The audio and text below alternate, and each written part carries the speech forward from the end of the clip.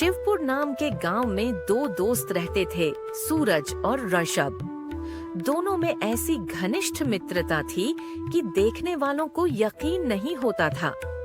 वो ऐसे थे कि एक दूसरे के लिए जान भी दे सकते थे। हाँ भाई, कहाँ घूम रहे हो तुम दोनों? आपको क्यों जलन हो रही है मुखिया जी? अरे मुझे क्यों जलन होगी भला? जलन तो होगी आपका, ऐसा कोई दोस्त जो नहीं है। बड़ा घमंड है ना तुम दोनों को अपनी दोस्ती का, कहीं ऐसा ना हो कि यह दोस्ती टूट जाए। मुखिया हद में रहकर बात कर समझा, फालतू में हमारी दोस्ती को नजर मत लगा। लेकिन नजर तो लग चुकी थी। कुछ दिन बाद ऋषभ को शहर जाना पड़ा, क्योंकि उसका पूरा परिवार शहर शिफ्ट हो गया था। ऋषभ के गांव छोड़कर जाते समय सूरज से इतनी हिम्मत भी नहीं हुई कि वो उसे रेलवे स्टेशन तक छोड़ने जा सके। चल सूरज चल रहा है स्टेशन। नहीं यार, मैं वहां नहीं आऊंगा। मैं तुझे जाते हुए नहीं देख सकता। मुझे यहीं से बाय बोल दे। अब ठीक है। सही कहूं तो मेरा तो जाने का मन ही नहीं कर रहा है, पर क्या करूं, शायद किस्मत यही है। आखिरकार दोनों पिछड़ गए। ऋषभ चला गया और सूरज गांव में अकेला रह गया। समय गुजरा और सूरज की भी शादी हो गई।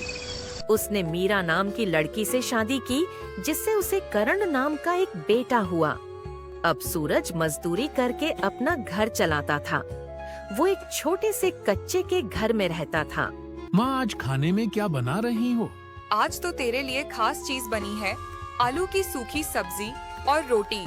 अरे वाह, भोला भंडारी की कृपा से आज तो खूब दावत होगी। हर हर महादेव। अरे भोले के भक्त, अब तक तो तुम्हारी दावत दूध रोटी से ही होती थी। और नहीं तो क्या, जब देखो सिर्फ हर हर महादेव। अरे महादेव ने खुद मेहनत का संदेश दिया है, लेकिन कुछ लोग तो बस नारे लगाना जानते हैं, कमाना नहीं। अरे भाग्यवान, तुम ही तो मेरी अर्धांगिनी हो। तो मैं मेहनत ना करूंगा तो कौन करेगा? देखो, आज दिन भर मजदूरी करके थोड़ा ज्यादा कमाऊं, फिर शिवरात्रि पर बढ़िया सा प्रसाद चढ़ाएंगे। सच पापा? इस बार तो भोलेनाथ को खूब सारा गुड़ और भांग का प्रसाद चढ़ाएंगे। अरे भोलेनाथ के भक्त, इस बार तो पूरे गांव को देखकर चलन हो जाएगी कि गरीब का बेटा भी शिव भक्त है। हाँ। फिर सूरज ने जल्दी जल्दी रोटी खत्म की, फिर अपने पुराने गमछे से हाथ पूछे और मीरा से विदा लेकर घर से निकल पड़ा। रास्ते में धूल भरी पगडंडी पर चलते हुए वो सोच रहा था कि कैसे इस बार रात्रि पर कुछ अच्छा कर सके। तभी सामने से मुखिया जी आते देखे, जो हमेशा उसे नीचा दिखाने का कोई ना कोई बहाना ढूंढते रहते थे। अरे सूरज कहाँ चला? ऐसे जल्दी जल्दी कहीं शहर तो नहीं भाग रहा अपने दोस्त के पास? मुखिया जी, मेरा दोस्त मुझसे दूर गया है, पर दिल से नहीं निकला है। और फिर मैं क्यों भागूं शहर? अरे मेरे भगवान भोलेनाथ तो गांव में ही है। भोलेनाथ की तो बहुत भक्ति करता है रे तू, लेकिन क्या फायदा? तेरे भोलेनाथ ने भी तेरी हालत नहीं सुधारी और ना ही तेरा दोस्त लौटा। दूर होने का मतलब ये नहीं कि वो मुझे भूल गया। दोस्ती का रिश्ता इतना कमजोर नहीं होता मुखिया, समझे? अच्छा तो क्यों नहीं आया? एक बार भी तुझसे मिलने बोल लगता है। तुझे कब का भूल चुका है। वहाँ शहर में मौज कर रहा होगा और तू यहाँ मिट्टी में लटपट है। देख देख मुखिया, मेरी दोस्ती को लेकर ज्यादा मत बोल। समझा, तू हमारी दोस्ती को नहीं समझ सकता, क्योंकि दोस्ती सिर्फ उन लोगों के लिए होती है जिनके पास दिल हो, तेरे जैसे मतलबियों के लिए नहीं। अच्छा, मैं तो बस यूं ही पूछ रहा था। तू तो वैसे ही तिल मिला गया।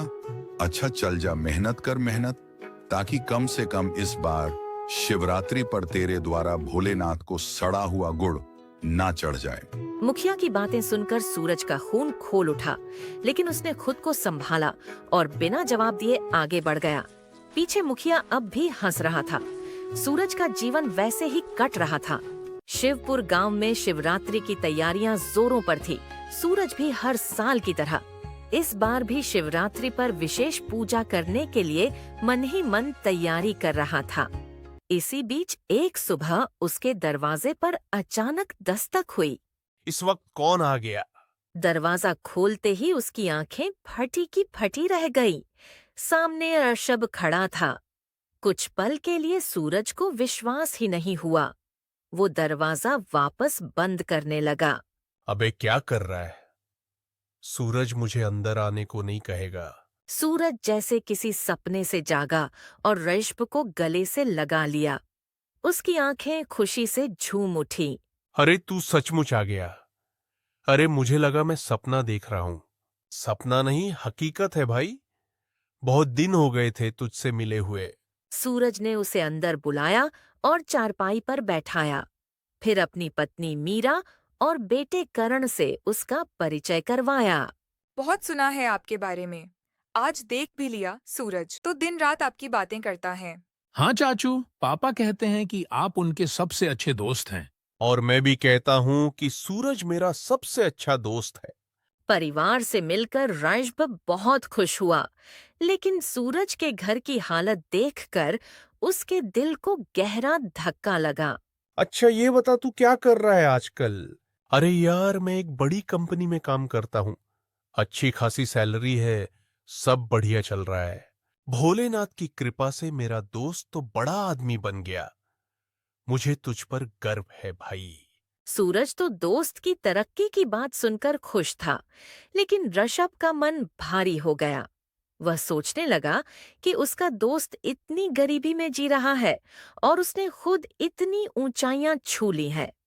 वो सूरज की मदद करना चाहता था, इसलिए उसने अपनी जेब से कुछ पैसे निकाले और सूरज की ओर बढ़ाए। देख सूरज, दोस्ती में कोई छोटा बड़ा नहीं होता। ये पैसे रख ले, तेरे काम आएंगे। यार अरे क्या कर रहा है तू? मैं कोई भीख नहीं मांग रहा। अरे भाई ये भीख नहीं है, दोस्त की तरफ से एक मदद है। यार सुन रे, मैं गरीब जरूर हूं लेकिन खुददार भी हूं। हाँ, मैं अपनी मेहनत से घर चला सकता हूं, चाहे जितनी मुश्किलें आए। दोस्ती का मतलब पैसे लेना देना नहीं होता, समझा? ऋषभ ने हार मान ली। उसने बताया कि वह सिर्फ एक दिन के लिए आया था और अगली सुबह उसे वापस जाना था कि सुनकर सूरज फिर से भावुक हो गया।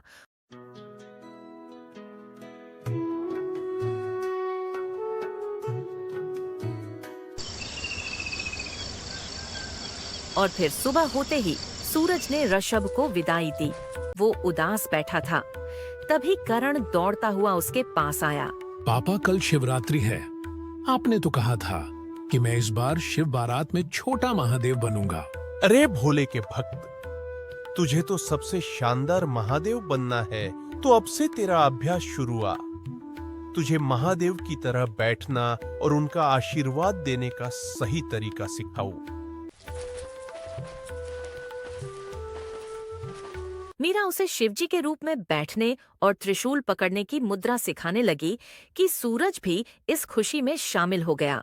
अगले दिन पूरा गांव शिवरात्रि की पूजा में मगन था। सूरज, मीरा और करण ने भी मंदिर जाकर जलाभिषेक किया। फिर शिव बारात निकलने का समय आ गया।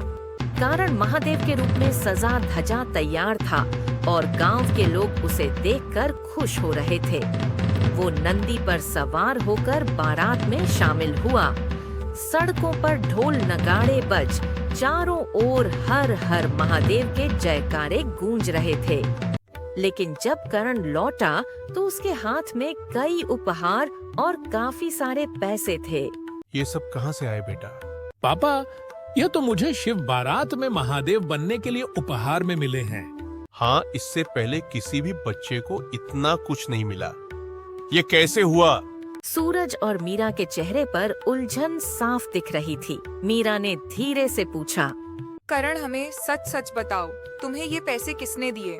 मुझे तो शिवजी ने दिए। शिवजी बेटा, ये क्या कह रहे हो? माँ, मैं झूठ नहीं बोल रहा। जब मैं बारात में नाच रहा था तभी शिवजी मेरे पास आए। उन्होंने मेरा सिर सहला या और कहा, तू बहुत अच्छा बच्चा है, यह ले तेरे लिए आशीर्वाद। और फिर यह सब चीजें और पैसे देकर चले गए। अब तो मामला और भी पेचीदा हो गया है। हमें जाकर मुखिया जी से बात करनी होगी। उन्होंने ही शिव बारात का आयोजन किया था। शायद वो कुछ बता सके। हाँ चलो चलो। वो दोनों भागते भागते मुखिया जी के पास पहुँचे। मुखिया जी, क्या बारात में किसी को कोई इनाम दिया गया था? हाँ, बस लड्डू बांटे गए थे। बस लड्डू? कुछ पैसे भी दिए गए क्या? अरे कोई पैसे या उपहार नहीं दिए गए, और ना मैं दे पाऊंगा, मैंने पहले ही बता दिया था। अच्छा अच्छा, ठीक है, हम पैसे मांगने नहीं आए हैं। बस इतना बताइए कि शिव कौन बना था? लल्लन शिव बना था। सूरज और मीरा तेजी से लल्लन के पास पहुँचे। लल्लन, तुमने मेरे बेटे को इतने पैसे क्यों दिए? अरे भैया, मैंने कुछ नहीं दिया। लेकिन मेरे बेटे ने तो कहा कि शिवजी ने उसे ही पैसे दिए, और शिवजी तो तुम ही बने थे ना? नहीं भैया, मैं शिवजी बनने वाला था, लेकिन न मौके पर कोई और बन गया। उसने मुझे कुछ पैसे दिए और कहा कि उसे शिवजी बनने दो, तो मैंने हामी भर दी। भैया, कौन था वो? भैया पता नहीं कौन था। अरे नाम तो पूछा होगा। भैया नाम तो पूछना भूल गया। तभी अचानक लल्लन ने एक तरफ इशारा किया और बोला, अरे देखिए, वही है जो शिवजी बना था। सूरज ने पलट कर देखा तो उसके पैरों तले जमीन खिसक गई। वहाँ अश्ब खड़ा था। सूरज गुस्से में उबल पड़ा और भागता हुआ रश्ब के पास पहुँचा। तुमने ये क्यों किया? मैंने साफ मना किया था कि मुझे कोई दान खैरात नहीं चाहिए। देखो, मेरी गरीबी का मजाक मत बनाओ ऋषभ। ये मजाक नहीं था, दोस्ती थी। मैं सिर्फ तुम्हारी मदद करना चाहता था। मदद? अरे, इस तरह अगर तुम मेरे सच्चे दोस्त होते तो मेरी गरीबी का मजाक ना बनाते। तो बताओ, तुम्हें क्या चाहिए? अपनी गरीबी को गले लगाकर रखना या उसे दूर करने का कोई तरीका ढूंढना। सूरज यह सही कह रहा है। तुम्हें इसे गलत नजरिए से नहीं देखना चाहिए। हाँ ऋषभ, मैं अपनी मेहनत से अपनी हालत सुधारना चाहता हूँ, और मेरे पास एक बेहतरीन बिजनेस आइडिया है। बोल, क्या आइडिया है?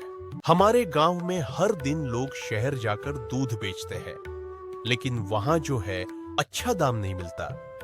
मैं यहाँ एक डेयरी खोलूंगा जहां दूध, दही, पनीर और घी बनाया जाएगा। गांव वालों को शहर नहीं जाना पड़ेगा और हम सीधा ग्राहकों तक ताजा सामान पहुंचाएंगे।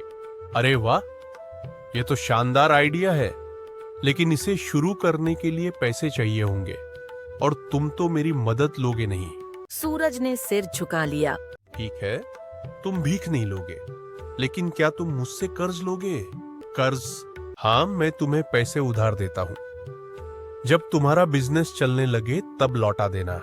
ठीक है, मैं कर्ज लूंगा, लेकिन सिर्फ इसी शर्त पर कि मैं इसे पूरा चुकाऊंगा। हाँ, मैं पूरा लेकर रहूंगा मेरे दोस्त। सूरज ने ऋषभ से पैसे लिए और डेयरी खोलने की तैयारियों में जुट गया। गांव के कई लोग उसके साथ आ गए। देखते ही देखते उसकी डेयरी मशहूर हो गई। कुछ महीनों बाद सूरज ने ऋषभ को पैसे वापस करने के लिए फोन लगाया। तुम्हारी वजह से मेरा काम बहुत चल गया यार, बहुत बहुत धन्यवाद। अब जो है अपने पैसे वापस ले लो यार। मेरे पैसे पर तुमने पैसे लिए ही कहाँ थे? उसके बाद मैं तो चला गया था। अरे तुम भूल गए क्या? तुम शिवजी बने थे यार, और तुमने मेरे बेटे को पैसे दिए थे। फिर अरे यार, तुम्हें कोई गलतफहमी हुई है। मैं उसी दिन लौट गया था। अच्छा, मैं बाद में बात करता हूँ। अब भी बिजी हूँ कहकर आशब ने फोन रख दिया और सूरज चौंक गया कि आखिर वो शिवजी बना इंसान था कौन? तभी एक आकाशवाणी हुई। वो स्वयं हम थे सूरज। तुम्हारी भक्ति से प्रसन्न होकर हम तुम्हारी सहायता के लिए आए थे। सदा प्रसन्न रहो बंस। ये सुनकर सूरज जमीन पर गिर पड़ा और रोने लगा। स्वयं भोलेनाथ ने मेरी सहायता की है।